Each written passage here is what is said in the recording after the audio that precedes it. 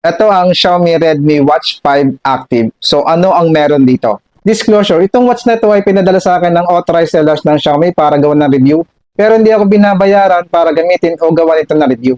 At lahat ng opinion ko dito ay walang ibang nakapakinig o nakakita nitong video bago ito upload dito sa YouTube. Meron itong large 2-inch bright display with 500 nits peak brightness. Meron din itong heart rate monitoring, SpO2 monitoring, stress monitoring, at sleep tracker. Guys, naka-Hyper OS na rin ito, so mararamdaman mo yung pagiging smooth nito. Mabilis din yung kanyang response kapag nag-raise to wake up ako. Naka-built-in election na rin ito at marami kang mapapagpilian ng mga watch face nito na pwede mong ma-download sa app niya.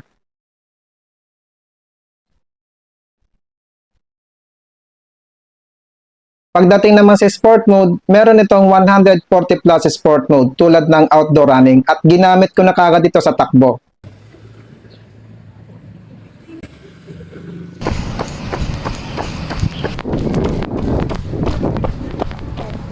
At naka 10 km tayo dito guys. Oras 59 minutes.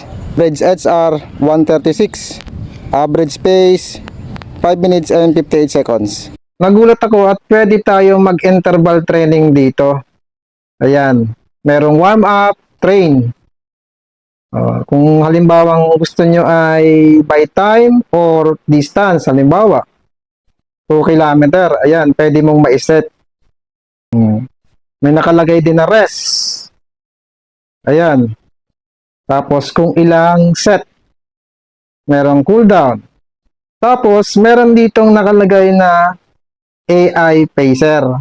Ang ganda nito kasi mamomotivate ka tumakbo kahit wala kang ka-pacer. Ang pacer mo lang ay itong relo na pwede mong iset. Kung halimbawang gusto mo ay 4:30 or 4 na pace. Ang galing ano?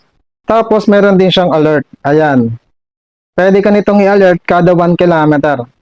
Nababago din yan. Ayan. Pwede sa 2 km, pwede sa 3 km. Ayan. Yung pace, pwede rin. Pace. Ayan. Reminder. Yan, pwede rin palang ma-alert tayo nito kapag kailangan na nating uminom. Ayan, reminder interval duration. Kada 30 minutes, iinom tayo. Pwede kang i-remind niya. So, ano pa ang mga workout nito? Ayan. May walking, freestyle, hiking, outdoor cycling, treadmill, jump rope.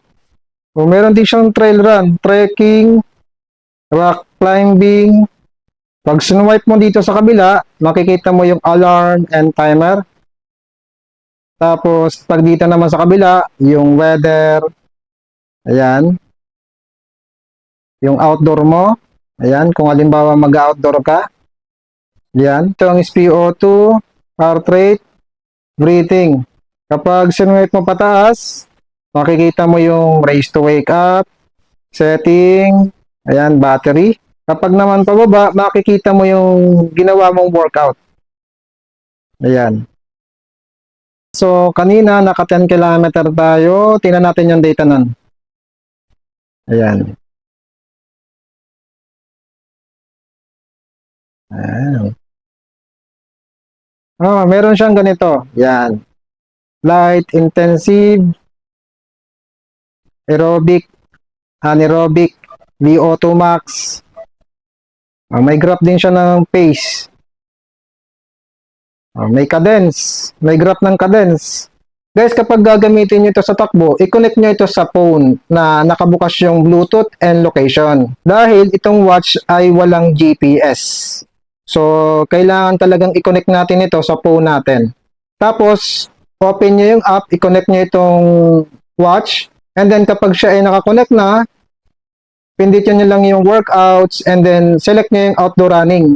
Kapag nasa open area kayo, wala pang 10 second, naka-full bar na yan, yung GNSS na yan. Pagdating naman sa water resistance, meron itong IPX8 rated. So, splash and sweat resistant siya. Pagdating naman sa battery, aabot ito ng 18 days sa typical usage. At kapag heavy user ka, aabot ito ng 12 days. Kung interested ka sa watch na to, ilalagay ko sa description ng link kung saan mabibili. Maraming salamat and run safe.